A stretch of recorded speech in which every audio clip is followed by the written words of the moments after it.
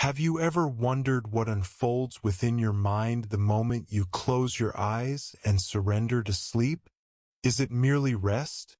Or is it a mysterious journey, one that guards secrets no one has ever fully uncovered? For thousands of years, humanity has asked the same questions. Why do we sleep? And what truly happens when we are deprived of these fleeting hours? Philosophers imagined sleep as a bridge to knowledge.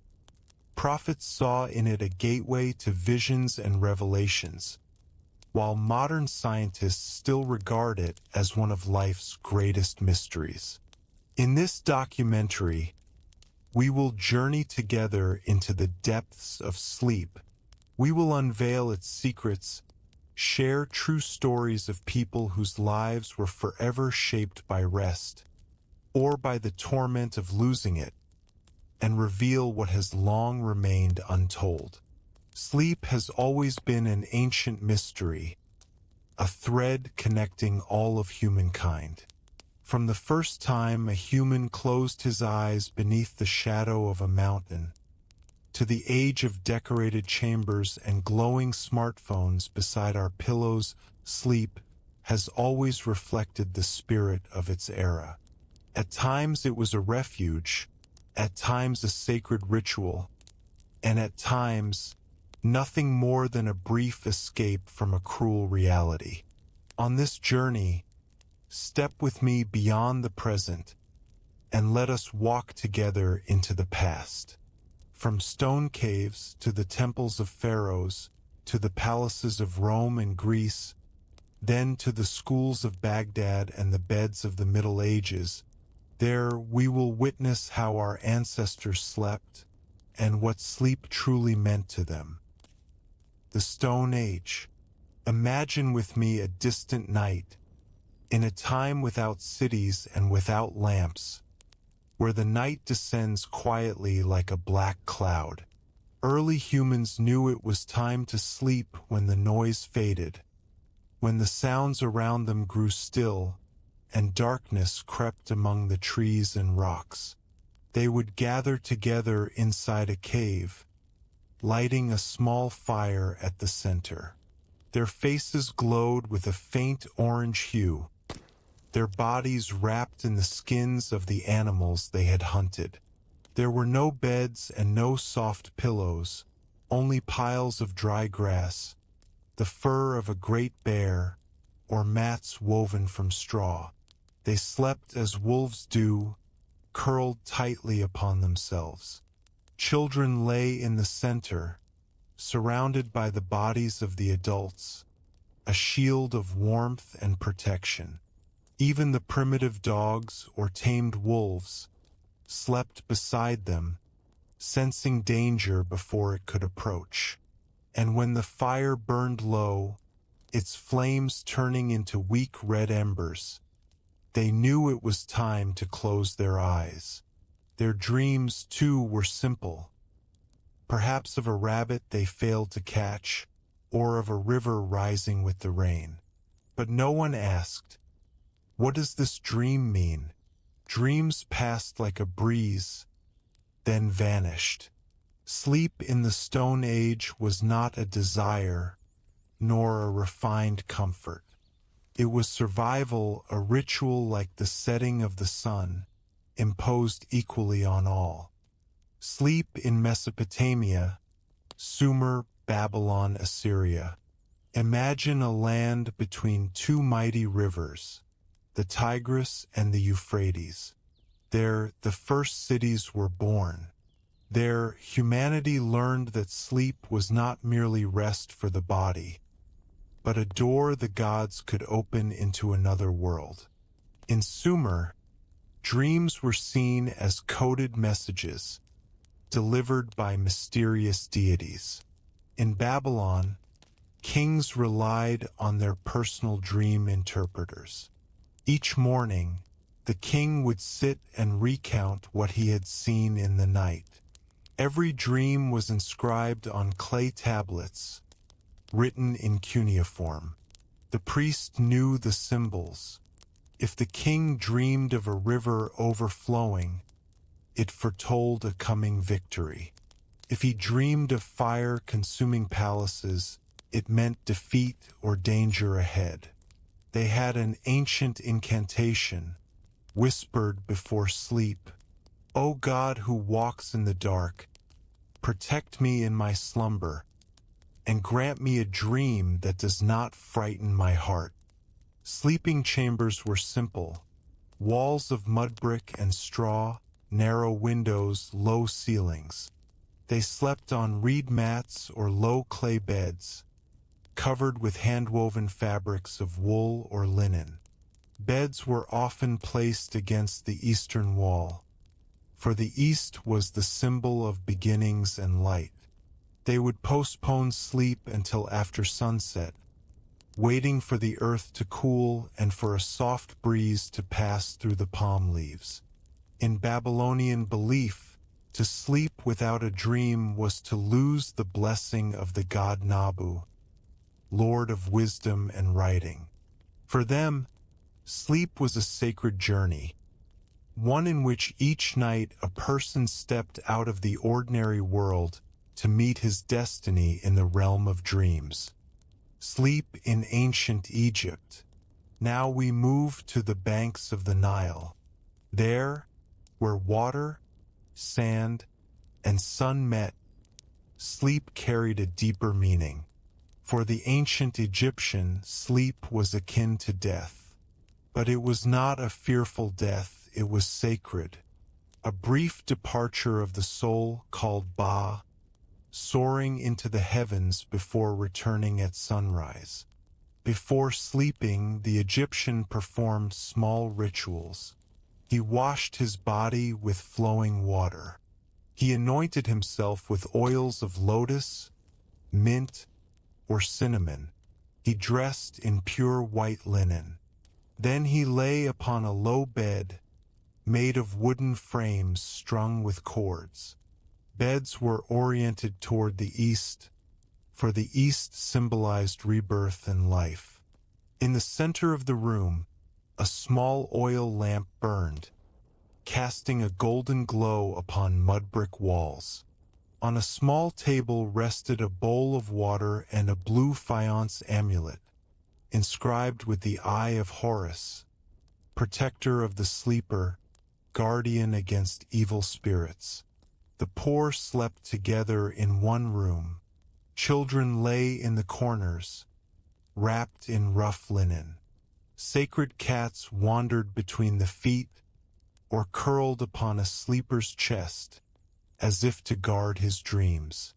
The wealthy, however, had private chambers, adorned with carvings and dried flowers. Their beds were higher, crafted of wood decorated with ivory or gold, and beneath the head was placed a curved piece known as the wooden headrest. In the temples of healing, they practiced a ritual called sleep for revelation. The sick would lie down within the temple, hoping to behold a god in their dreams. If the vision came, it was a sign of hope. If not, silence itself was the answer. And in humble homes, a mother would sing to her child, "O sleep, messenger of the gods, take him gently, and return him to me at dawn, safe and sound." For the ancient Egyptian, sleep was never just the closing of the eyes. It was a complete spiritual journey. Sleep in the Indus Valley and ancient India. In a distant land, along the banks of a great river called the Indus, silent civilizations were born. Mohenjo-daro and Harappa. These cities were built of baked brick, their streets laid out with precision, as if drawn by a ruler. The air drifted gently through the alleys, while the houses were carefully arranged to preserve shade by day and warmth by night. Sleeping chambers in the Indus Valley were placed in the inner corners of the house, away from noise, close to the courtyard where the moonlight spilled across the clay floor. The sleeper would rest his head on a small pillow made of cotton or wool, and at times stuffed with soft straw. As for the bed, it might be a low wooden platform or a hand-woven mat spread upon the ground. Sleep in this civilization was not a religious ritual, as in Egypt or Babylon. It was simply a return to balance, like a quiet breath between two moments of noise. They began their day with the rising sun and ended it when the orange glow disappeared from their walls. No sacred text spoke of dream interpretation. No priests guarded the sleeper. Yet the ruins tell us of a people who lived with cleanliness, order, and calm, as though they believed the night was not to be feared, but to mend what the day had broken. Ancient India. In India, too, sleep was never just a simple slumber. Hindu philosophers believed it was part of karma, that hidden record carrying the deeds of every soul. For them, sleep had 4 stages. Ordinary sleep, where a person could still hear faint echoes of the world around them. Dream sleep, where desires and memories revealed themselves. Deep sleep, where the soul seemed to vanish into silence. And the highest state, sleep that resembled unity with the universe itself. Dreams were not mere visions, but spiritual messages. The yogis, masters of spiritual discipline, trained themselves to control their dreams, a practice they called lucid dreaming. People in India slept on woven mats or on rough ground covered with cotton cloth. The wealthy, especially within palaces, had beds of carved wood, draped in silk and wool. Beside the bed, a small oil lamp would be lit, filling the room with a warm golden glow. They believed that dreams were never empty illusions, but the voices of the gods and of the cosmic spirit itself. Sleep in ancient China. When the sun slipped behind the mountains and the wind exhaled softly between the bamboo stalks, the village returned to its silence. A silence not of stillness, but of ancient wisdom. In China, sleep was considered sacred, not only because it rested the body, but because it restored balance between the forces of yin and yang. If a person did not sleep, the balance was broken. And if the balance was broken, the body decayed and the small world within him trembled. They placed great importance on washing the feet before sleep. They would say, "Pure sleep begins with clean feet." Taoist philosophers saw sleep as a chance for inner meditation, a return of the self after the burdens of the day. Houses in the villages were built of clay and wood, floored with straw mats. On the walls hung paper lanterns made of rice paper, casting a soft yellow glow. The wealthy in the cities slept in spacious chambers, draped with silk curtains and perfumed with sandalwood or dried lotus incense.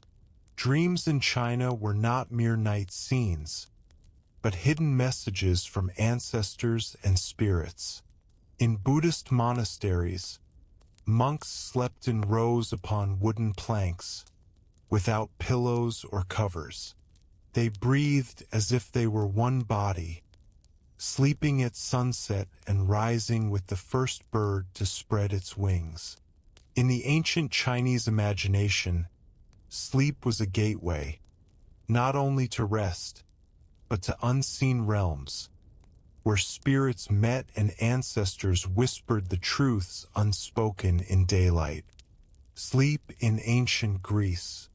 In a land surrounded by the Mediterranean Sea, adorned with the columns of the Acropolis, The Greeks lived and pondered every aspect of life, even sleep itself. For them, sleep was not only a physical act, but also a subject of philosophy, religion, and poetry. In their mythology, sleep was personified as a divine being named Hypnos, son of Nyx, the goddess of night, and brother of Thanatos, the god of death. Sleep and death were seen as twins, separated only by time. Beside them stood Morpheus, the god of dreams, who crept into bedrooms at night, sat on the edge of pillows, and whispered visions that could alter destiny. Sleeping chambers and rituals. In simple stone houses, sleep took place on low wooden beds, topped with goat hides or linen cloths. The pillow was not soft as we know it today, but small, stuffed with wool or straw, placed only beneath the neck. The purpose was not comfort, but balance. Windows opened to the east so that people awoke with the first light of dawn. At night, oil lamps were extinguished, clay vessels were gathered, and doors were shut with small iron chains, producing a sound like raindrops striking marble. Children slept on mats, and in the winter nights, they drew close to stone hearths, where smoke lingered near the ceiling and left its scent upon their pillows. The wealthy, however, enjoyed decorated beds, with curtains woven from Egyptian fabrics. Near their beds, they often placed a small statue of Hypnos, as though sleep itself required an invitation. Sleep as healing and revelation. In temples, special rituals were practiced, known as incubation. A visitor would come to the sanctuary, lie down in a sacred hall, then awaken in the morning to recount his dream to the priest. The priest would tell him, travel, stay, or accept the cure. Thus, sleep became part of medicine, especially in the temples of Asclepius, the god of healing. Even Greek poets wrote of sleep as if it were an ocean into which one could sink, without ever becoming wet. Sleep in ancient Rome. As moonlight draped itself over the columns of the Colosseum, and the streets of Rome grew still, sleep there took on a different meaning. For the Romans, sleep was viewed as an orderly physical function. There was little philosophy or mysticism. Unlike in Greece, sleep was governed instead by an unwritten imperial law. The cubicula, sleeping chambers. In Roman homes, bedrooms were called cubicula. Small, narrow spaces containing only a low wooden bed, covered with straw or woolen mattresses, and a stone or wooden headrest.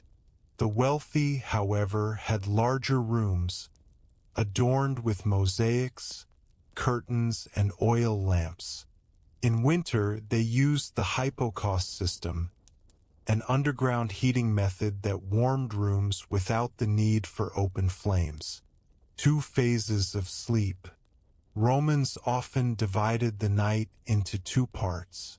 The first sleep, from sunset until midnight, a brief waking period when they wrote, prayed, or whispered in conversation. Then the second sleep, lasting until dawn. This pattern, known as segmented sleep, was common long before the invention of artificial lighting. Sleep of soldiers and slaves. Soldiers slept in strict rows, lying on the ground, their swords tucked beneath their heads, not for comfort, but for vigilance. Slaves, in the houses of the elite, slept on the floor near hearths or in storerooms, covered only with a folded cloak. Sleep and dreams. In Roman writings, dreams appear only faintly. They were left to the poets, while philosophers regarded sleep as a necessity, stripped of sentiment. A Roman proverb declared, "Sleep is the rest of the mind, but also its weakness." And yet, Roman mothers still sang gentle lullabies to their children before bed, as though appealing to the gods to grant their little ones a night free from worry. Sleep in the Islamic Golden Age. At a time when Europe was sinking in the darkness of ignorance, the Islamic East was lighting the lanterns of knowledge. In Baghdad, in Cordoba, in Nishapur and Cairo, sleep was not merely rest. It was part of a religious, scientific, and medical system. The etiquette of sleep. The Prophet advised that a Muslim should sleep on his right side, that he remember the name of God before sleeping. O Allah, in your name I die and live, that fires should be extinguished before going to bed. Thus, sleep was considered an act of obedience and worship, not an escape from life. Sleep and science. In the homes of scholars, beds were surrounded by shelves of books. Avicenna ibn Sina wrote in the Canon of Medicine that sleep was a remedy like medicine itself, and that a man deprived of sleep could not remain healthy. Al-Razi spoke of the benefits of regular sleep in healing. In the Bimaristans, Islamic hospitals, sleep was used as treatment. They prepared quiet rooms with comfortable beds, dim lighting, the fragrance of rose and amber, and the distant sound of the flute. The physician would say, "Let him sleep, for sleep is also medicine." Sleep in daily life. People slept after the evening prayer, Isha, then woke before dawn to pray, and sometimes returned briefly to their beds. In villages, they slept in mud or brick houses, spreading mats or carpets, with pillows stuffed with wool. In summer, they climbed to their rooftops, sleeping beneath the sky, saying, "Glory be to you." None of this was created in vain. Even in times of war, Muslim soldiers would lay their swords beside their heads and sleep with the intention of safety, not of killing. They would say, "Sleep with the intention of mourning, and wake with the intention of work." In the Islamic Golden Age, sleep was filled with faith, blended with wisdom, ordered like prayer and fortified like knowledge. Sleep in medieval Europe. Listen with me to the sound of Europe as it sank into sleep. Not a peaceful sleep, but one filled with fear and superstition. In small villages, entire families slept together in a single room. Father, mother, and children all sharing the same bed, or lying on the floor beside the hearth. It was not out of affection, but to escape the cold that could kill anyone who spent the night alone. The poor slept on heaps of straw, or on rough mattresses crawling with insects. The nobles, on the other hand, had raised beds, surrounded by thick curtains, not for beauty, but to block the bugs and shield against the bitter night air. Segmented sleep. They had a curious custom. A first sleep, followed by waking in the middle of the night. During those quiet hours, they might read a little, pray, or whisper softly, before returning to their second sleep until dawn. Sleep and superstition. People believed that nightmares came from the devil, and that Satan could creep at night to sit upon the sleeper's chest. To ward off evil, they placed a wooden cross above the door, or sacred herbs beneath the pillow. Monks and the church order. In monasteries, sleep was part of a strict rhythm known as the canonical hours. Monks would rise at midnight to pray, return to a short sleep, and then awaken again at sunrise. Guards and harsh nights. In castles, guards kept watch in shifts, carrying torches and pacing along the walls. In the brutal winters, people sometimes slept with their shoes on. Removing them meant facing a deadly cold. Sleep in medieval Europe was not rest. It was a brief escape from a life filled with poverty, disease, and fear. Sleep in the Renaissance. The world was changing. In Venice, Florence, and Paris, candlelight illuminated the path of the mind. Art, science, and philosophy began to rise again after centuries of darkness. And with this transformation, the habits of sleep also began to change. The city that never slept. In Venice, merchants returned from long sea voyages, carrying spices and silk. The night was no longer silent. By the 16th century, coffee houses appeared, filled with men who conversed, debated, and wrote late into the night. Coffee, the new drink brought from the East, overturned the meaning of sleep. People stayed awake longer and slept less. Sleep and art. Artworks of this era began to depict sleep as a poetic state. Mars and Venus asleep. The sleeping shepherds. Sleep was no longer shown merely as rest, but as a symbol of innocence and dream. Sleep and science. Galileo stayed awake at his telescope, gazing at the moon and recording his observations. Leonardo da Vinci practiced a strange habit, sleeping in short intervals throughout the day, a kind of polyphasic sleep, to gain more hours for creativity. Some historians claim he slept only 15 minutes every 4 hours. Classes and contrasts. In palaces, sleep was wrapped in luxury. Massive elevated beds, ornate curtains, mattresses filled with feathers.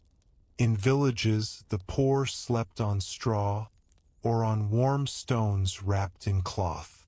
Thus, sleep in the Renaissance was a mixture between art and commerce, between splendor and poverty, between coffee and dreams.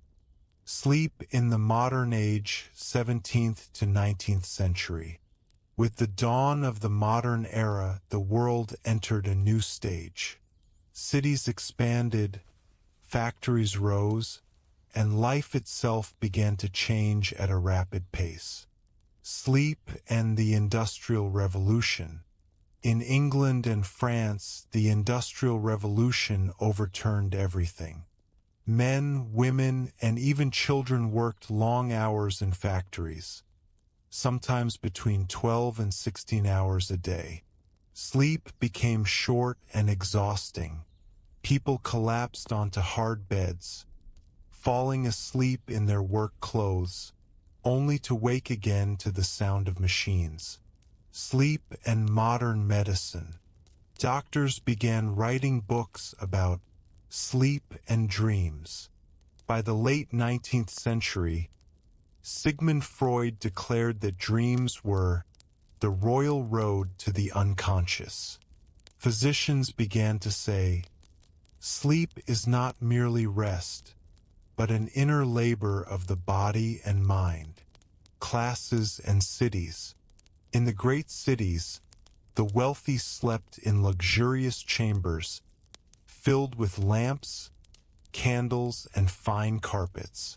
The poor, in dark neighborhoods, laid their weary bodies on damp ground or in crowded shared rooms.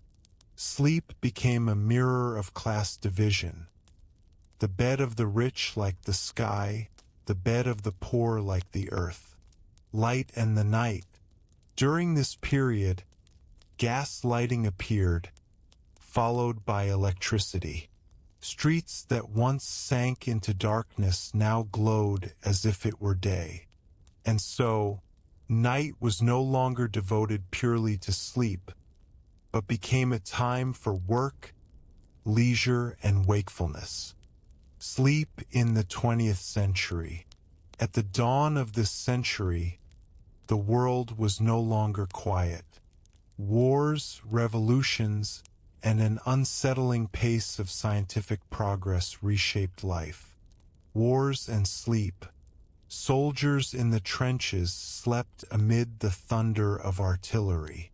There was no night and no day, only explosions and screams.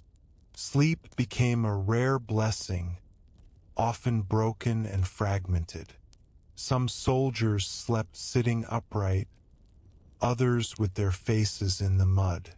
The scientific revolution. By the 1950s, scientists began to study sleep with electrical machines. The term sleep stages was introduced. It was discovered that humans pass through 4 stages, followed by a final stage called REM, where vivid dreams occur. Modern cities. New York, Tokyo, London, cities that came to be called the cities that never sleep. Electric light extended the night, and people stayed awake in cafes, theaters, and factories. Sleep was no longer sacred, as it had once been. Sleep in modern society. With the shift toward office work, everything changed. The rhythm of life. The alarm clock became a fixture in every home. People awoke at set times, boarded buses, worked long hours, and returned home exhausted. Sleep became merely a way to recharge the body. New research.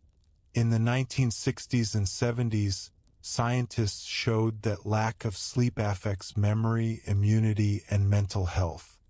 Factories and companies demanded ever more productivity, but humans grew weary, and sleep itself became a crisis. Classes and inequality. The wealthy read books on healthy sleep, purchased comfortable beds, and even took holidays devoted to rest. The poor, by contrast, were forced into shift work, sleeping by day, waking by night.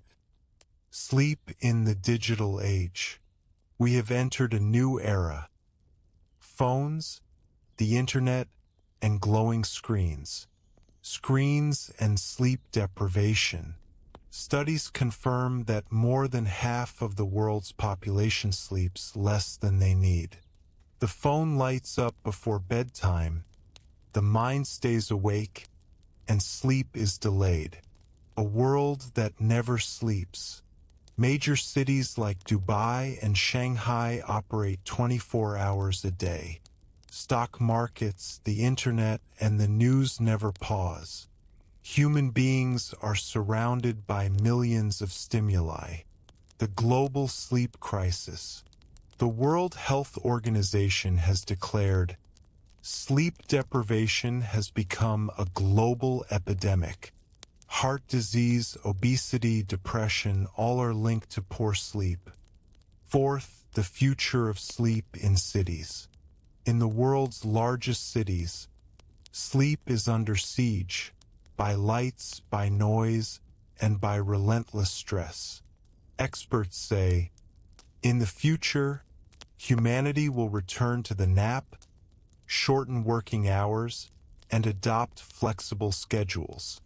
We may soon see offices with nap rooms, universities opening public sleep halls for students, and airports offering smart sleeping pods for travelers. Sleep between science and real stories. The story of a soldier in the Vietnam War. In 1969, amid the thunder of bombs and the whistling of bullets, soldiers learned to sleep in the harshest conditions. One veteran recalls, "We slept with our eyes half open, waking at the slightest sound. Sleep in war is not rest. It is life or death." Later studies confirmed that many soldiers developed chronic insomnia and recurring nightmares, what we now call post-traumatic stress disorder. Medical symbol: the story of a surgeon. In a major American hospital, a renowned surgeon once said, "I performed more than 12 surgeries a week, sometimes sleeping only 2 or 3 hours before returning to the operating room." After decades, he revealed that he developed heart enlargement and high blood pressure, admitting, "Lack of sleep was the greatest mistake of my life." Here, sleep appears not as a choice, but as a human necessity, one that exacts a heavy price when ignored. Rocket: the story of an astronaut. We all wonder, how does a human sleep in space? American astronaut Chris Hadfield described his unique experience aboard the International Space Station. He explained, "We strapped ourselves into sleeping bags fixed to the walls. No bed, no gravity, no sense of weight. It was the strangest sleep of my life." Upon his return to Earth, he confessed he could not sleep on a mattress for several days because his body had adapted to weightlessness. Cityscape: the story of a city worker. In Tokyo, a city that never sleeps, people often doze off on trains, in cafes, and even while standing. This tradition is called inamuri, or public sleep. For the Japanese, it is seen not as laziness but as a sign of diligence, proof of working hard. Here, sleep becomes more than instinct. It transforms into a social institution, woven into culture and daily life. And after diving together into the depths of sleep, its mysteries, and its remarkable stories, we realize this is only the beginning. Every night carries a new riddle. Every day reveals knowledge that reshapes our view of life. If this documentary journey inspired you, don't forget to subscribe and turn on the notification bell, so you'll join us in the next voyage, a journey that may be even more mysterious and even more profound.